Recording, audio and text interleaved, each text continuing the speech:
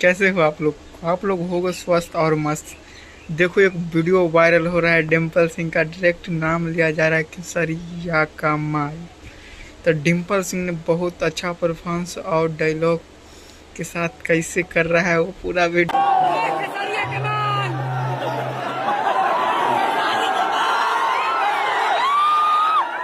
पहले डिम्पल सिंह ने सर हिलाया, सारे रिश्तेदार के, तब दिल उल दिखाया कि भाई खेसारी नाम ऐसी थोड़ी ब्रांड है।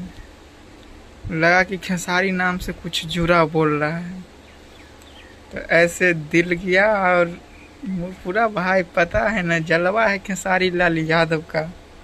रात का वीडियो है, कल रात कहीं इवेंट था डिम्पल सिंह का, और डिम्पल सिंह ने खेसारी भैया के फैंस लोग ने कैमरा ओपन किया और डायरेक्ट बोला है डिम्पल खेसारी भैया का माल, खेसारी भैया का माल। तो इस पे डिम्पल सिंह का बड़ा रिएक्शन देखने को मिला। भाई ऐसे कैसे एक्टर का ऐसे बोला जाता है या कुछ बोला जाता है तो बहुत बुरा सीरियस लग जाता है, मगर डिम्पल सिंह ने एकदम से खुले मैदान में लग रहा था हाँ, और दिल उल ढंग से दिखा दिया भाई, इसको मानेंगे।